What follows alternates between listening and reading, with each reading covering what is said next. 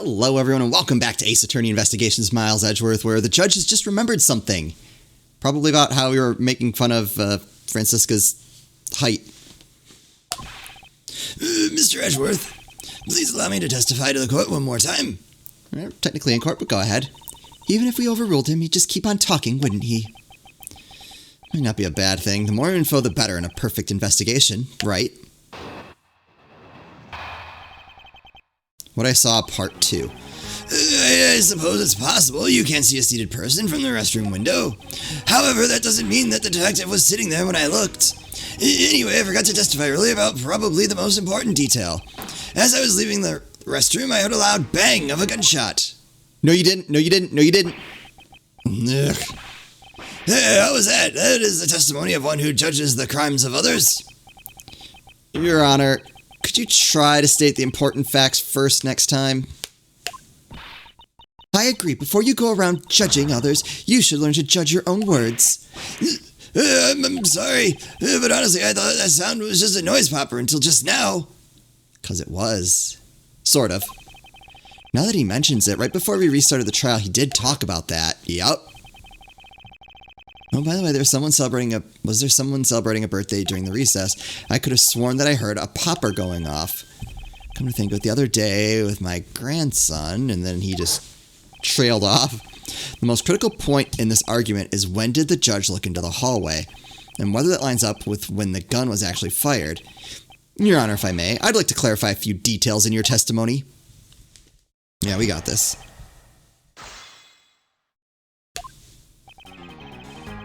Alright, so let's press this.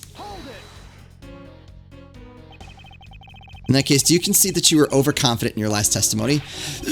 Now hold on there. I just said that it's possible you can't see a seated person from the restroom this time. But you know something. I don't think you know when the prints you referenced were left on the bench, do you? Uh-oh. You got us. Well, you've proven it's possible the detective was sitting. I still have a problem with just when those fingerprints were left. He's right. I've yet to prove when the fingerprints were left on that bench. Well, he feigns ignorance. His Honor has seen a lot of life. Why is it not? For some reason, the touchscreen isn't working well. This judge, I mustn't underestimate him. Very little issue of that.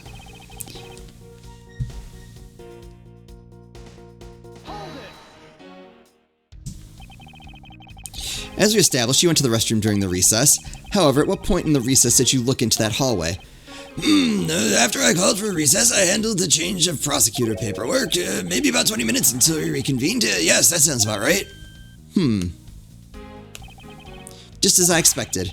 What were you expecting? I demand to know what that all-knowing smile is for. Your Honor, that statement you made just now is very important. I'd like for you to append it to your testimony. Yes. All right, if you insist.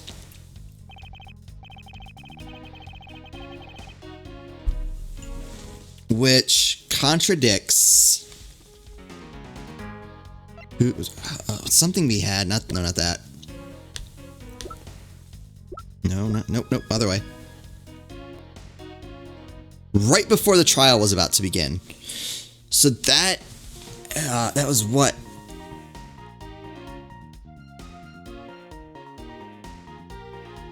So there's probably close to 10 minutes that went by, if I'm remembering correctly. Hold on, before I screw this up. I guess it doesn't have to be this statement. Maybe should I press this first? I'm pretty sure that's it, because it was a half hour recess? I don't remember. I know it wasn't a 20-minute recess, so I feel pretty good about that.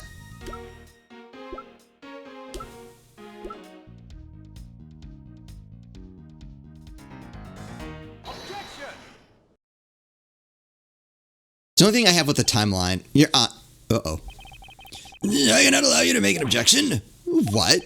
Your Honor, I'm really sorry, but I cannot allow you to not allow me to make an objection.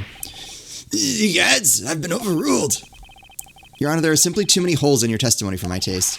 What do you mean by that? You claim that you heard the gunshot during the recess, but that is simply not possible. he couldn't have. Mr. New Prosecutor, recommended by Manfred von... Instead of biting your tongue, why don't you bite... Oh, she whipped the judge! Again, this would be the first time. So you have no mercy for the elderly either, Franziska.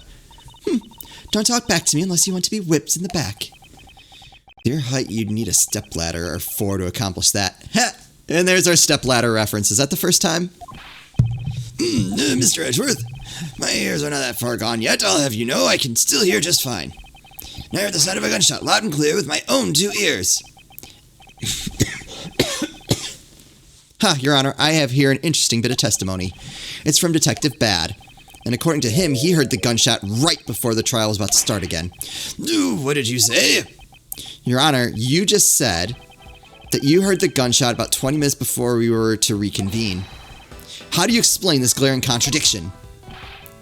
That can't be. Unfortunately, that is the truth. Yeah, okay. But I heard it clear as day. Bang! The sound of a gunshot. No, we know what it was.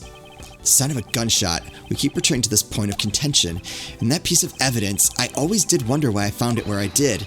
However, now I understand what the gunshot the judge really heard was. Unfortunately, Your Honor, this is what really produced the gunshot you heard. What does it want the... Oh, I only have the... Okay, never mind. I was like, does it want the cactus plant or the balloon? But we only have the balloon. Whoa! Hopefully that didn't come through on your end. That really stuttered. I found this object in the hallway earlier. What is that pink substance?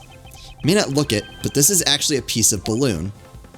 Let's see. And I suppose you would like me to accept that pink balloon into the court record? Your Honor, I present this piece of evidence in order to overrule your testimony. What? Your Honor, your argument goes as follows. You saw no one in the hallway when you heard the gunshot. Now there is no guarantee that the detective was sitting on the bench at that time. Therefore, you believe he must have been at the crime scene, defendant lobby number 2. Am I correct? Yes, that's exactly right. Let me ask you something. Do you think that the gunshot you heard was produced by a real gun? I think I've said enough that even you can figure out the rest out on your own. Your Honor, you were fooled by the popping of this balloon into thinking it was a gunshot. What manner of trickery is this? That was a good effort you put forth, Miles Edgeworth. But if it was me, I'd have wrapped this thing up before the judge even testified. Care to elaborate on how one ends something before it even begins? Well, to be honest, I did think that the sound was a bit off from a real gunshot sound. But who could have guessed that someone would pop a balloon in a place like this? It's true. One doesn't usually think balloons in conjunction with courthouse.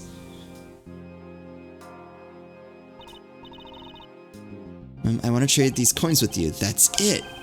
That balloon the girl was holding, it explains everything. Your Honor, if it makes you feel any better, you didn't lie once in your testimony. However, I can't really vouch for its accuracy. Who knew? Giving testimony could be such a difficult thing to do. What have I done? I owe Detective a very, very big apology. Let's not get carried away. I will see to it myself that he is released. Wait. There's still a few things I have yet to resolve about what happened in the hallway. Your Honor, I request your permission to further question Detective Gumshoe. But why? I thought we just cleared his name. Whether we did just now or not, I still cannot say. The only thing I can do for now is to continue my quest for the perfect explanation. And to that end, I must resolve the remaining issues pertaining to the events that occurred in the hallway. Very well, bailiff, please bring Detective Gumshoe into the courtroom. I must fulfill my mission and find the perfect explanation to this case. Courtroom number 3. Hey, Gumshoe, no hard feelings about the whole getting locked up, right? What is it now? Is it time for my trial already? I already told you a gazillion times, pal, I didn't do it. I'll be the judge of that, Detective Gumshoe. No, you won't. I'll be the judge of that. No, I'm the judge around here. I'll be the judge of that. Why can't you guys be a little less judgmental? That might be one of my favorite exchanges in this game. Yes, well, speaking of hasty judgments, Detective Gumshoe, I'm afraid I must apologize for an error in judgment in my part. Your Honor, I don't believe you should apologize just yet. You've got to prove he is completely innocent of this crime. I guess so. What are you guys talking about? In any case, I'd like you to testify as to your actions while you were on guard duty. And please remember, you are not on trial. This is all just a part of the investigation. As such, you may still be found to be innocent. However, if you should give false testimony... Gow! My whip will object, loud and clear. If you are found to be lying, you will be held indefinitely. Understood? I gotcha, pal. Thinking back on the state of the crime scene and the judge's testimony, it's obvious that Detective Gumshoe is lying.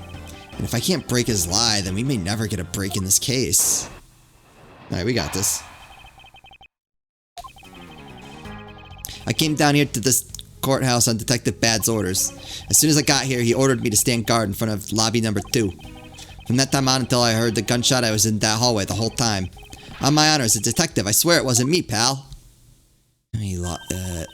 He's still singing the same tired tune. In that case, I'll just have to change the melody. I know he's lying, and it's time I pulled the information I need out of him.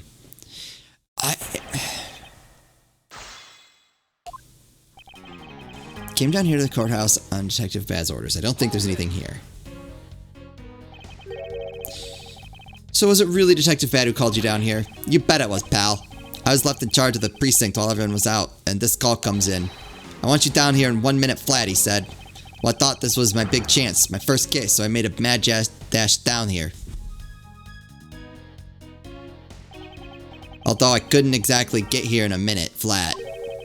So long did it take you? About 10 minutes, I guess. And what was Detective Bad doing when you finally made it? He was waiting for me down on the first floor in the entranceway, pal. Okay. As soon as I got here, he ordered me to stand guard in front of lobby number 2, right? By he, you mean Detective Bad, of course, and this being my first time at this courthouse, he also walked with me up to the 3rd floor hallway in front of the defendant lobbies. And did you meet anyone along the way? Well, just as we entered the hallway, we ran to Miss Yu. When we heard from Miss Yu that Mr. Faraday was not to be interrupted, that's when Detective Bad told me to stand guard in the hallway, pal. So far, Detective Gumshoe's testimony is matching up with Detective Bad's. I'm on until I heard the gunshot. I was in that hallway the whole... This is the part that I don't think is true. Or at least, it might technically be true, but isn't really. You claim to have been in that hallway the whole time. However, is it not a fact that you did something while you were in that hallway? Of course I did something. I guarded the door to lobby number 2, pal. What else? Very well then, and what exactly does guarding that door entail? Well, to put it simply... Oh, I know. It was my job to stand in front of the door without moving an inch, which we know you didn't do. Oh. Detective Gumshoe, you mean to tell me that you didn't take a single step away from the door to lobby number 2? Is that really what you wish to testify to the effect of? You got it, pal. I didn't take a single step away from that door, just like I was ordered not to. Whip him. He deserves it. He is outright lying now. Oh, why is everyone so quiet all of a sudden? Because we are all in shock and in awe of your utter stupidity. Scruffy, if you're going to lie, at least tell us a more believable one. Hey, ouch! But I'm not lying. He is. Why? I should hurry up and bring this insipid testimony to a close. Until I heard the gunshot, I didn't take a single step away from lobby number 2.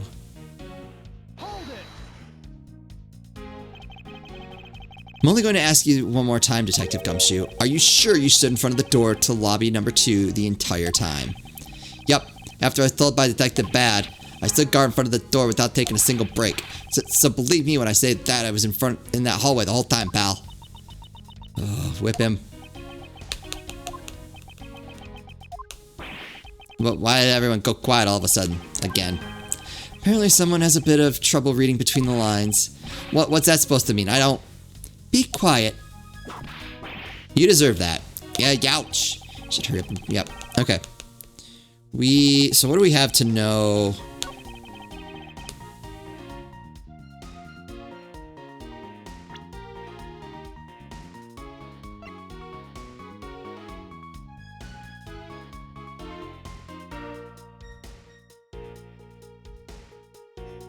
Oh, all right. I've got it narrowed down to 2 things.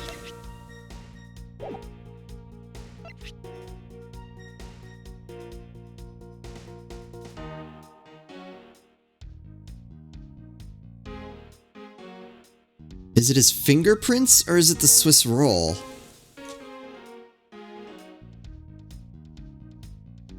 Because we know that he bought one.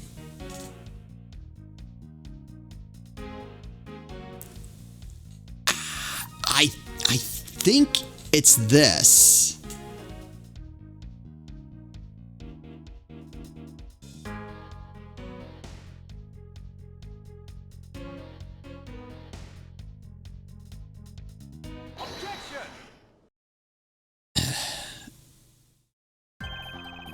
I have an objection. What is it, pal? Detective Gumshoe, I wonder if you might recognize this from somewhere. Yep. Hey, it's one of those things. The courthouse special Swiss rolls, right, pal? Precisely. In that case, I suppose that you also recall the sullied hallway bench. Hey, you know what? I think it was probably me that did that. Yeah. Is he gonna try that? What is he gonna try to argue here? That it was after.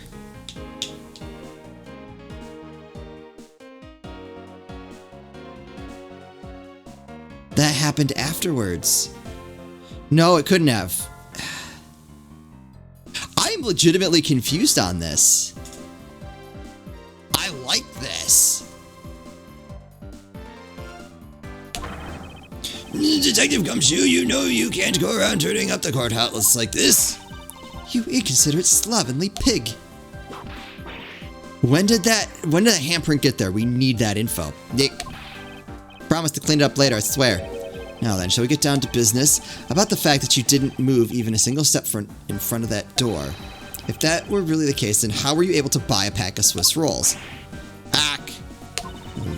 Furthermore, if you didn't move a single step from in front of that door, how did you manage to get the bench dirty with your grubby hands? Ouch! It appears that Francisca's whip can do more damage than my words alone can. Alright, I confess, pal. He did move. Okay.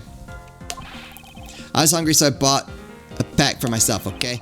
I thought I'd get chewed out again if anyone found out about me eating on the job. So I didn't want to say anything. Well, unfortunately for you, I saw you do the whole dastardly deed. I clearly saw you buying a pack of Swiss rolls from the vending machine. I forgot about that. Okay, I'm sorry for lying. But that's all I'm sorry for. You got that? Because I'm not holding anything else back. That last statement may sound like it makes sense. However, there is something I don't quite believe about it. Are you sure you're not withholding further information from us? Of course not. I've got nothing else to hide, pal. No, he's got something. I assume that's why he didn't want to say anything, is that he was going to get in trouble.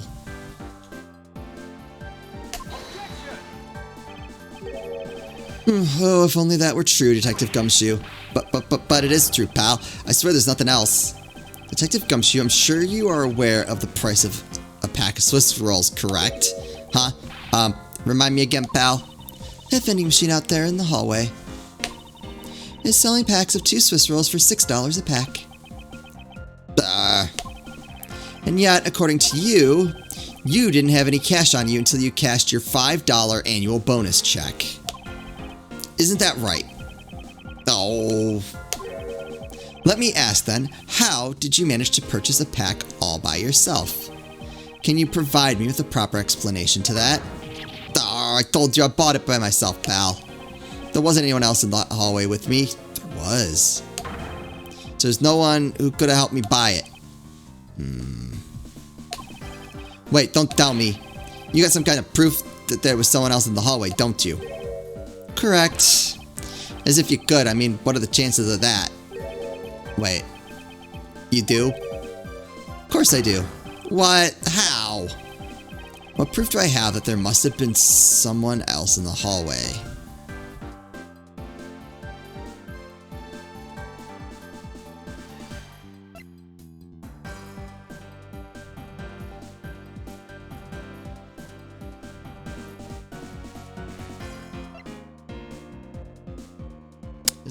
Is it the balloon again?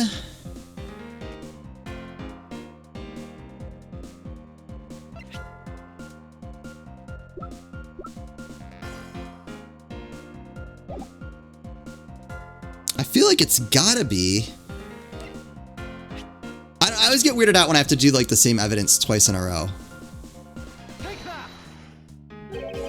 What the heck is that? I knew you didn't really have anything. You prosecutors are all the same, lying to people. Oh, crap. What? I refuse to be lectured by the likes of you, Detective. Miles, how long do you plan on being strung along by this moronic detective? No intention of falling for his lie, because there was definitely a second person. Because if he was truly alone all along, then that piece of evidence should not exist. Wait, but the balloon shouldn't have been there.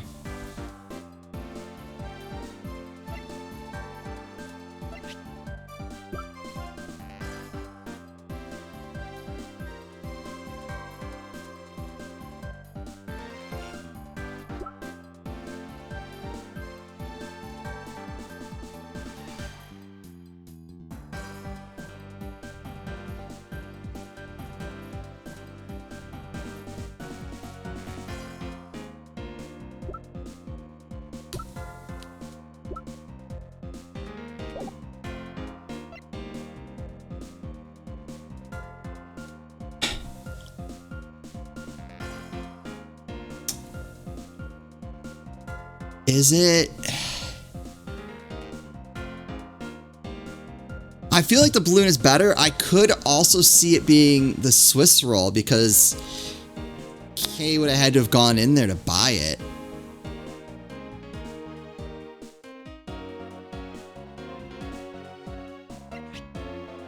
Again, I feel weird though when I have to do the same thing twice, and now I'm gun shy.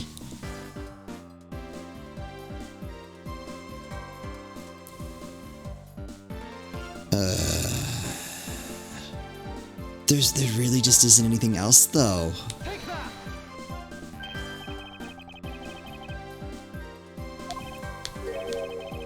I think you're under the mistaken impression that I bought this pack of rolls. Oh, okay, good. I was like, did I screw this up again? Wait, if you didn't buy it, then that means you must have stolen it, you thief. But I would never do such a thing.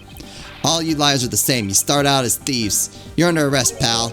I believe you meant to assert that all thieves start out as liars. And in that case, what does that say about you, Detective? Garb. This particular Swiss roll was dropped by a certain someone. Though. There were 2 rolls in this package. You ate one of them. But you then gave the other one to a certain other person, didn't you? No way, pal, you got it all wrong. I ate both of them. No, you didn't.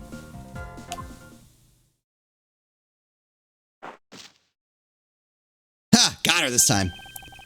It appears that we've caught you at last. Hey, don't you dare do anything bad to that girl. Have you seen her before? It appears that they do know each other after all. So why do you continue to come up to me and kick me? Have I wronged you somehow? I have a name and it's Kay. Kay what? Kay Faraday. Faraday? Are you perhaps Mr. Faraday's daughter? I'm not you, I'm Kay. Kay. You know, good little girls don't kick other people. Especially not hard enough to leave big nasty bruises like the way you do. Well then you shouldn't have put Gummy under arrest, mister. Gummy? My guess is that she's talking about Detective Gumshoe. What a cute nickname you've given him. Gummy didn't do anything wrong. Kay. It appears that I will need to speak with her in a bit more detail. Rawr! Good grief. Alright, well, let's talk to Gumshoe. It appears that we've caught you red-handed eating a Swiss roll. Ah, look, I'm sorry about lying to you, pal. And, do you have nothing else to say? Sure do. It was so fluffy and sweet and big. That was perfection, pal. and totally worth every penny of my bonus. Every penny and then some. I see. Well, good for you, Detective. I can't believe it, but it's almost funny when a fool is this unbelievably foolish. Judge, what do you have to say? Oh dear. What is the matter, Your Honor? I claim to hand down fair verdicts, but I unfairly cast suspicions on the big fella. If this had been a trial just now, I would have destroyed his life. I am the guilty one. We all make mistakes, Your Honor. To err is human, to forgive is divine, as they say. Although, if you were to make a mistake during a trial, then it would be quite unforgivable. Alright, we'll talk to Kay in the next episode, because I don't know where this is going to go. So, hope you guys are still enjoying this. I'm still trying to figure out where this is going. There's so much to this that I don't understand yet. And I'm fascinated to see where this ends. That's going to do it for me. As always, thank you all so much for watching, and I'll see you next time.